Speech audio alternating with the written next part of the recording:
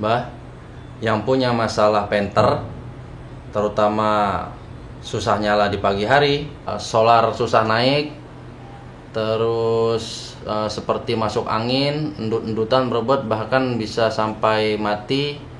Di starter nyala lagi normal, setelah jalan beberapa kilometer dia mati lagi, begitu gitu terus. Sudah bersihkan WS, sudah ganti filter solar, sudah purging, namun gejala tidak hilang. Malah dibawa ke bengkel, divonis harus turun bospom, Mbah. Oke, sebelum turun bospom, tonton dulu video ini biar kita sama-sama sharing, sama-sama belajar apa penyebabnya, kenapa bisa begitu, dan bagaimana apa yang harus kita perhatikan. Oke, Mbah, jangan di skip videonya. Jos pokoknya, Mbah.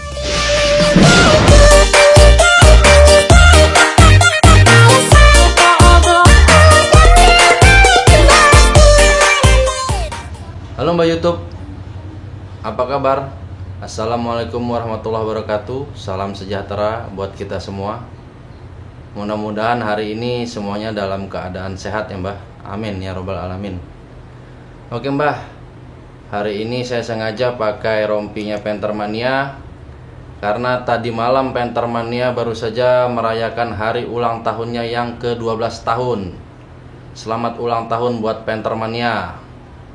Saya ucapkan sekali lagi selamat ulang tahun Mbak. Semoga Pentermania bisa menjadi komunitas atau organisasi yang bisa memberikan kontribusi baik bagi masyarakat, khususnya yang ada di Indonesia. Oke Mbak, kita lanjutkan video yang kemarin ya, yang tentang tangki. Hari ini masih ada berhubungan dengan tangki, bagian-bagian dari tangki Mbak, maksudnya yang berhubungan dengan tangki ya, yaitu ini Mbah. Ini adalah leher tangki beserta komponen-komponennya Mbah.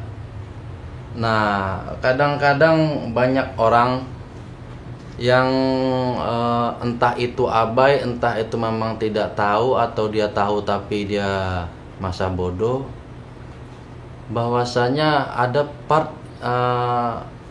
yang memang harus sering kita perhatikan juga Mbah. Gitu Mbah. Ini sangat berpengaruh sekali terhadap kinerja mobil kita ketika bagian-bagian ini tuh mengalami kendala atau bisa sampai rusak gitu ya. Misalnya ada yang rusak di part-part yang ada di sini, ini bisa mengakibatkan penurunan performa pada mobil kita Mbah. Gitu. Jadi biasanya ciri-cirinya itu yaitu tadi yang seperti di awal video. Ciri-cirinya itu solar susah naik, terus seperti masuk angin, endut-endutan berebut, bahkan bisa sampai mati. Di starter nyala lagi normal, setelah jalan beberapa kilometer dia mati lagi, begitu gitu terus. Akhirnya oleh bengkel, kalau di bengkel biasanya kejadian-kejadian seperti itu, maka akan divonis itu biasanya feed pumpnya lemah, atau pompa WS-nya rusak, biasanya gitu Mbah. Biasanya divonis begitu. Akhirnya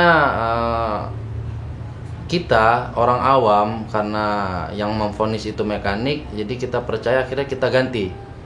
Yang pertama mungkin kita ganti WS dulu ya Mbah. Pompa manualnya itu kita ganti dulu. Oke, setelah kita ganti dengan biaya yang tidak bisa dibilang murah, ternyata problem tidak selesai Mbah. Tidak selesai. Akhirnya oleh bengkel dikasih opsi lagi Mbah, dikasih opsi mau pasang rotak atau mau turun bospom. Dan untuk turun bospom ini tahu sendiri ya Mbah, untuk biaya itu nggak sedikit Mbah.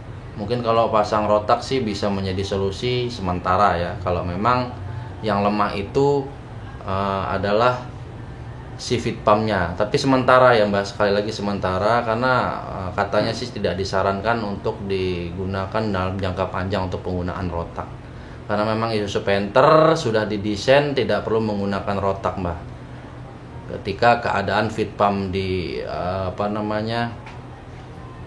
bospomnya itu keadaan masih baik ya Mbah, kinerjanya masih baik.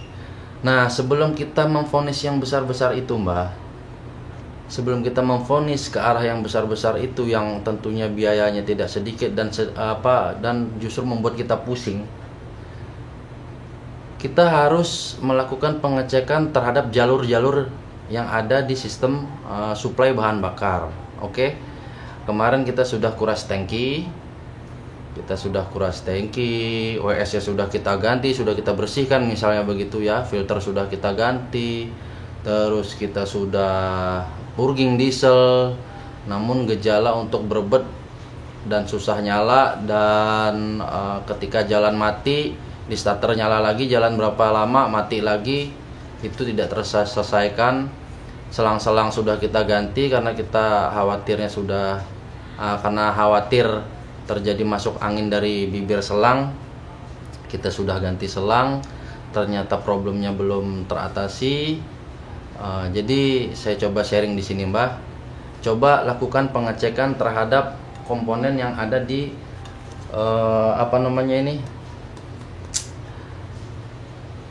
jalur masuk solar dari pengisian bahan bakar ke tangki ya, Mbah.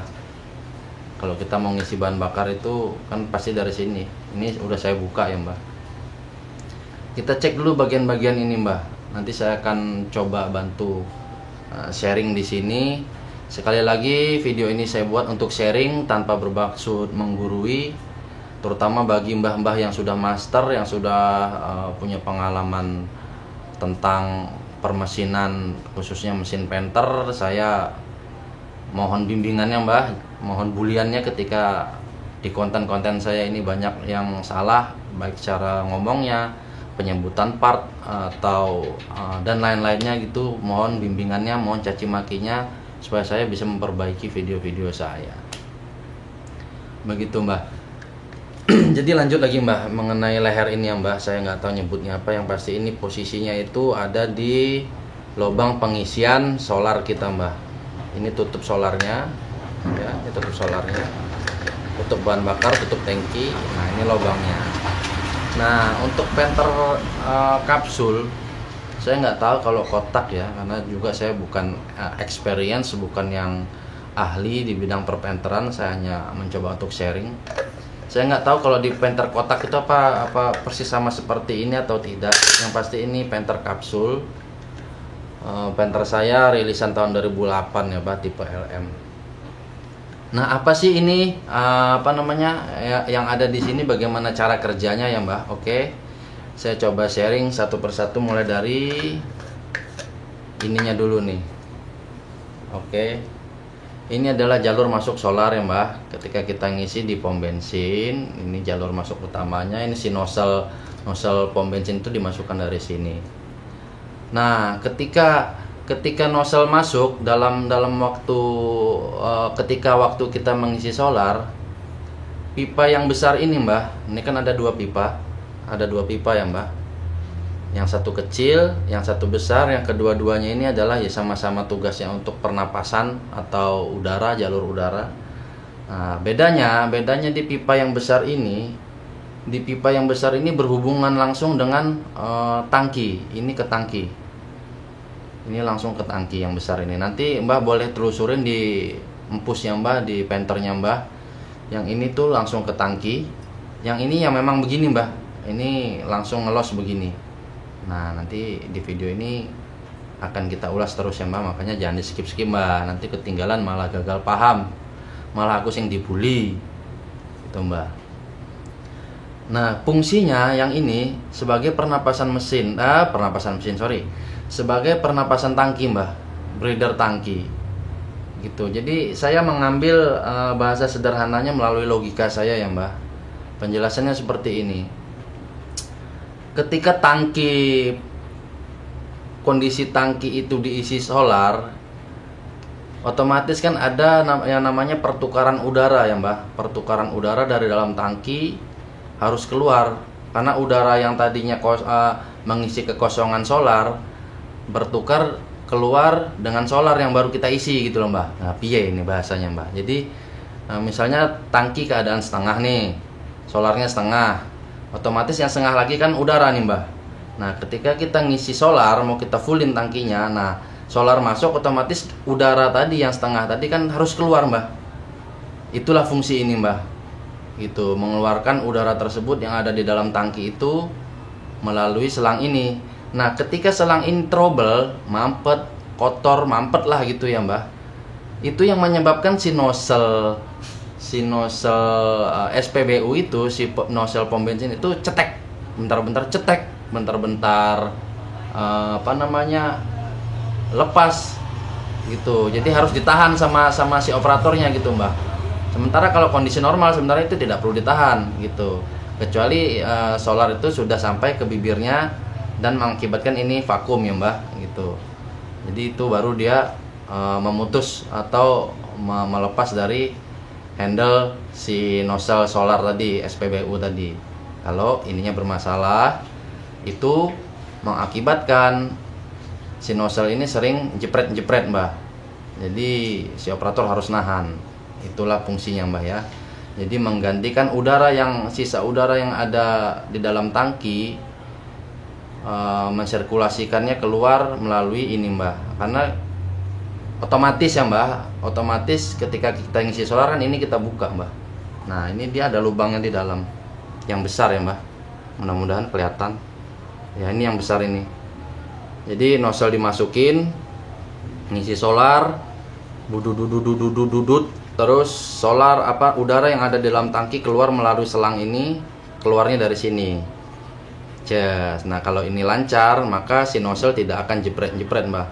Tapi kalau nozzle-nya sering jepret, coba Mbah periksa dulu bagian ini, Mbah, gitu. Semoga bahasa saya bisa dipahami, Mbah. Tapi kalau memang agak kesulitan, maklum karena saya bukan ahli, karena saya bukan pakar. Monggo ditulis cacian makiannya, buliannya di kolom komentar biar kita sama-sama saling koreksi, saling belajar. Oke, ini untuk selang yang ini ya, Mbah. Kita lanjut supaya nggak berlama-lama. Selanjutnya yang kecil ini. Nah, yang kecil ini nih, Mbah, yang jarang dan luput sekali kita pantau ya, Mbah. Ketika yang selang kecil ini mengalami trouble, mampet khususnya, itu yang menyebabkan solar itu distribusi solar itu menjadi berat, susah naik, menyebabkan kinerja mesin jadi terganggu seperti masuk angin, endut-endutan, bahkan ketika sampai keadaan tertentu dengan keadaan kevakuman tertentu yang ada di dalam tangki, mesin itu bisa mati, Mbah. Mesin itu bisa mati. Terus ketika mesin mati, kita nyalakan lagi, nyala, terus mati lagi, ya terus begitu, Mbah. Nah, itu ketika dibawa ke bengkel biasanya disarankan untuk mungkin yang pertama kita bersih-bersih dulu ya, bersih-bersih water separator WS, terus mengganti filter solar, purging. Terus kalau itu nggak berhasil, akhirnya kita disuruh mengganti pompanya WS-nya itu, Mbah. Kita disuruh ganti WS. Terus setelah ganti WS ternyata nggak berhasil juga, akhirnya kita disarankan untuk masang rotak atau turun bospom. Sementara jarang sekali mekanik itu mengecek ini, padahal mungkin mereka tahu, Mbah, tapi ya saya nggak paham juga ya, atau memang benar-benar nggak tahu atau bagaimana, saya juga nggak tahu. Mereka itu hampir tidak pernah mengecek ini. Nah, di sini saya coba sharing karena di forum Isuzu Panther sudah ada kejadian yang rekan tersebut itu sampai sudah turun bospom, mengganti part yang tidak murah, tapi masalah tidak selesai, problem tidak selesai gitu. Problem yang dialami yang seperti saya bilang tadi, mesin seperti masuk angin, endut-endutan, bahkan mati-matian. Kalau pagi susah starter gitu. Jadi kalau mau nyalakan harus dipompa dulu, bahkan harus dipompa dulu sebentar, kalau udah padat baru dinyalain, baru jreng. Kalau nggak begitu dia nggak bisa. Ternyata setelah dia lakukan semua hal itu menghabiskan biaya banyak, ternyata ada salah seorang teman di forum juga yang menyarankan untuk mengecek ini, Mbak. Nah, ini adalah kalau boleh saya sebut ini untuk menjaga kevakuman ya, Mbak. Fungsinya ini untuk menjaga kevakuman di dalam tangki. gitu mbah. Ini yang seperti filter ini sebenarnya kalau bawaannya tuh warna agak kayaknya biru ya mbah, biru atau ungu. Itu bawaannya, kebetulan saya udah ganti. Yang punya saya kemarin sudah nggak bisa dipakai. Jadi punya saya ini sebenarnya sudah tidak ori lagi, karena yang bawaannya itu udah rusak mbah, udah mampet ditiup dan disedot itu udah nggak bisa. Jadi saya ganti pakai yang KW-KW-an lah gitu. Yang penting fungsinya ini one way valve atau check valve. Kenapa disebut one way valve? Tentu sesuai dengan artinya. Fungsinya ini adalah valve satu arah mbah, katup satu arah ya mbah. Ini saya copot. Kenapa disebut katup satu arah ya. Nah ini fungsinya tadi saya bilang tadi untuk menjaga kevakuman dalam tangki ya mbah. Kalau kondisi ini masih normal, kalau kondisi si one way valve ini masih normal, dia itu bisa melakukan menghisap udara dari luar menuju ke dalam tangki. Namun tidak bisa udara dari tangki kembali keluar. Nah, itulah yang disebut dengan one way, satu arah ya mbak. Di dalam ini terdapat katup satu arah. Jadi kerjanya itu satu arah. Udara dari luar tangki disedot ke dalam, dikunci oleh valve ini supaya tidak keluar lagi. Nah, fungsinya apa mbah menjaga kevakuman ini mbah? Nah, saya untuk menjelaskan secara teknisnya itu, bahasa tekniknya itu saya tidak bisa menjabarkan. Cuman saya pakai analogi saya. Kenapa harus dijaga kevakuman ini? Karena gini mbah, si feed pump ini kan sistemnya bukan pakai rotak yang ada di dalam ini ya mbah, yang ada di dalam tangki ya mbah. Jadi dia bos pump kita ini nyedotnya dari mesin gitu. Jadi di dalam tangki itu tidak ada pompa bahan bakar. Makanya penting sekali kevakuman itu dijaga. Karena apa?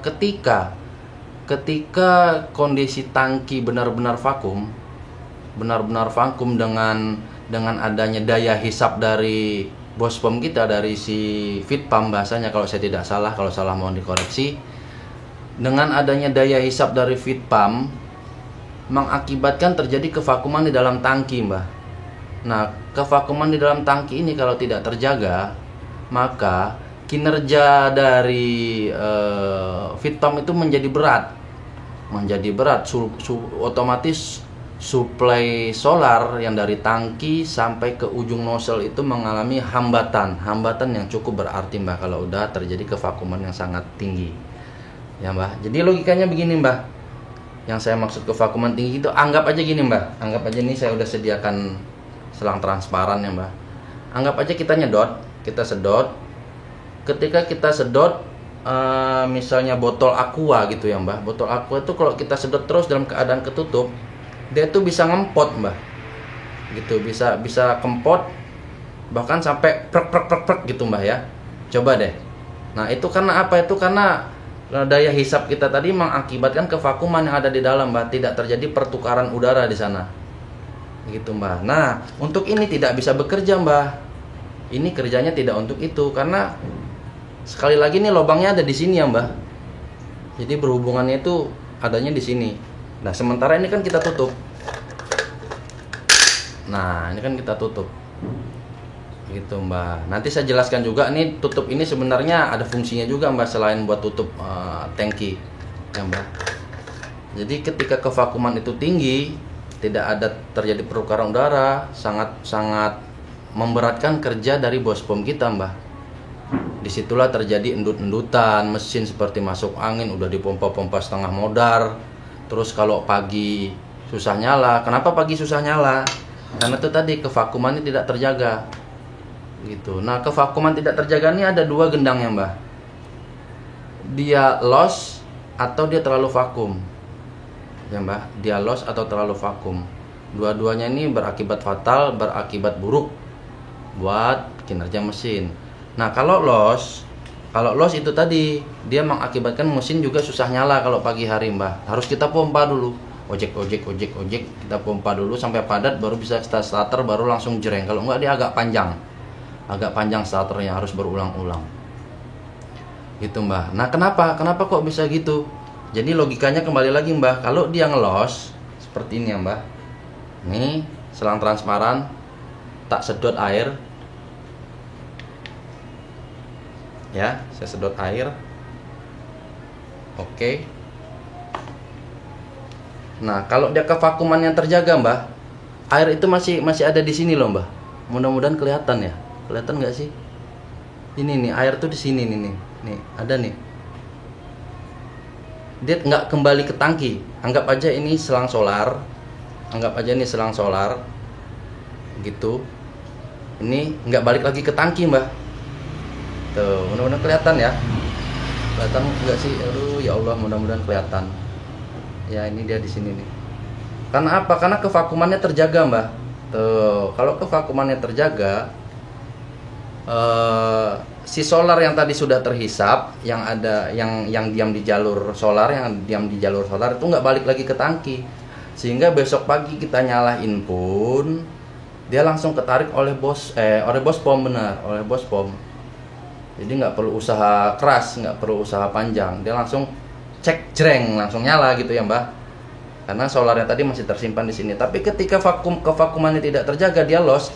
Ya gini Mbah, jadinya jatuh. Ya gitu, balik lagi dia.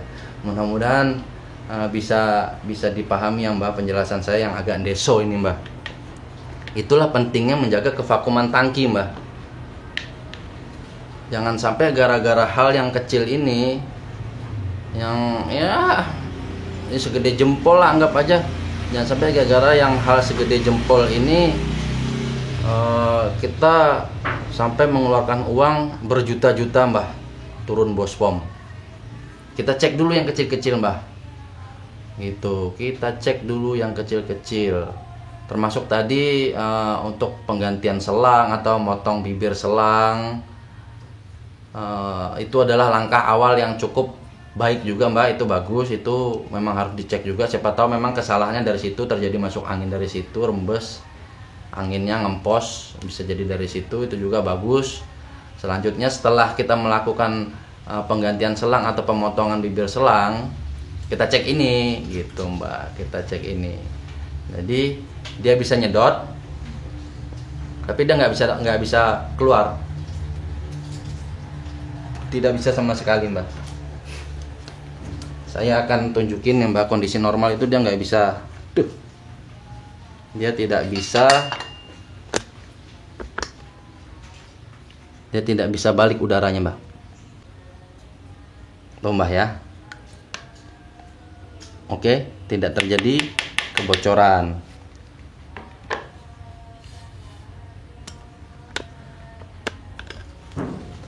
Nah, saya sendiri nggak tahu ya. Tekanan kevakuman di dalam tangki solar itu yang dibolehkan berapa, yang mengakibatkan gangguan ke mesin itu berapa, toleransinya saya nggak tahu. Yang pasti kinerja dari ini wajib kita jaga. Ketika ini mampet atau ngelos, ya paling tidak kita harus benerin Mbah, gitu. Paling tidak kita harus benerin. Tapi memang ada kondisi tertentu ketika ini ngelos, solar tuh masih kuat naik. Kenapa? Karena di hand pump itu pun ada valve sebenarnya Mbak untuk menjaga itu Mbak sebenarnya ya. Terus mungkin kondisi si bos pumpnya masih sehat gitu Mbak. Beda hal kalau udah bos pump udah mulai lemah atau udah usia pakai mobil juga udah lama, jadi terjadi problem sekecil ini aja sangat berpengaruh Mbak gitu. Oke, nah si one way valve ini sebenarnya itu ditutup ini juga dilengkapin itu Mbak. Ditutup tangki ini nggak hanya sekedar tutup Mbak, ini juga terdapat komponen one way valve di dalamnya Mbak, gitu ya. Kita buka, ini juga harus sering dibersihin ya Mbak, bukanya gampang, tinggal dicodet gini aja nih, bengkek, bengkek lagi, mana, tinggal dibengkek doang Mbak, ya nggak susah kok bukanya. Nah Oke, ini harus dibersihkan nih. Biasanya kalau yang nggak pernah dibersihkan sama sekali, sini waduh kotornya mbah, ini debu segala macam nih. Ini bersihkan. Ini juga bersihkan, semprot aja pakai carbon cleaner atau jenisnya atau bagaimana terserah mbak. Nah ini ada one way valve-nya juga mbah. Nih. Nah ini mbah. Ini ada lubangnya nih. Ini buat pertukarannya. Jadi kalau saya tiup dia keluar bisa. Sorry. Kalau saya tiup dia keluar nggak bisa. Ya, ditiup keluar nggak bisa karena dia searah. Kembali lagi dia menyuplai udara dari luar.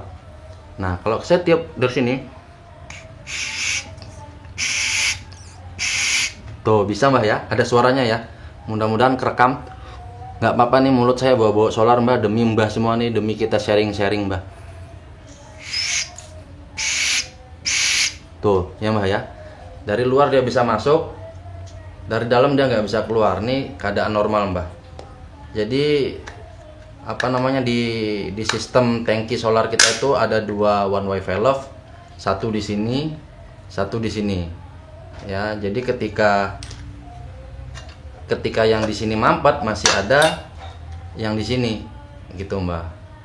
Semuanya ini saling kinerjanya saling mendukung. Ketika kita mengalami masalah, saran saya sih mbah, kita telusurin dulu dari hal-hal yang paling kecil yang berhubungan atau berkaitan, yang masih berkaitan dengan mungkin penyebabnya atau cara kerjanya gitu mbah ya. Itu dari yang kecil-kecil dulu. Misalnya kayak itu tadi, kayak bospom diponis lemah nih karena mesin endut-endutan. Nah kita cari dulu kita telusin dulu dari yang kecil-kecil. Yang membuat bospom bisa lemah tuh apa ya? Oh iya, dia sistemnya kan nyedot itu kalau ada kotoran mengakibatkan mampet, berarti kinerja dia semakin berat, gini segala macam dan seterusnya gitu mbak. Jadi kita biasakan dulu untuk menelusuri dari hal yang kecil, terus kita sharing juga sama teman-teman, sama-sama mekanik, ngobrol-ngobrol dulu sebelum eksekusi, cari-cari sumber-sumber yang kira-kira relevan, yang kira-kira bisa kita percaya, atau paling tidak kalaupun sumbernya itu tidak benar, paling tidak dia bisa memberikan referensi gitu loh mbak, atau semacam pencerahan. Oh iya ya, coba deh mungkin ininya gitu loh mbak, walaupun itu belum tentu benar, termasuk konten saya ini mbak gitu. Makanya saya selalu menyampaikan, saya tidak pernah bermaksud untuk menggurui, mengajari, karena saya tahu saya di sini juga masih pemula, masih miskin ilmu gitu mbak. Jadi kesimpulan seperti itu, ketika ada trouble kita coba dulu cari ke hal-hal yang paling kecil penyebabnya, sehingga kita tidak sampai mengeluarkan uang yang besar tapi ternyata masalah tidak terselesaikan masalahnya justru karena kita hal-hal yang kecil tadi gitu mbak. Oke, semoga konten-konten saya ini dapat bermanfaat, dapat berguna. Kesempurnaan hanya milik Allah Subhanahu wa taala. Saya di sini hanya orang yang mencoba untuk sharing-sharing. Semoga video dan konten saya bermanfaat. Jangan lupa untuk dukung terus channel saya, subscribe channel saya. Bagi yang belum subscribe, bagi yang sudah subscribe, saya ucapkan terima kasih. Like dan share kalau bermanfaat ya mbah. Oke. Sekian dari saya. Wassalamualaikum warahmatullahi wabarakatuh. Bye bye. Sampai ketemu di video berikutnya.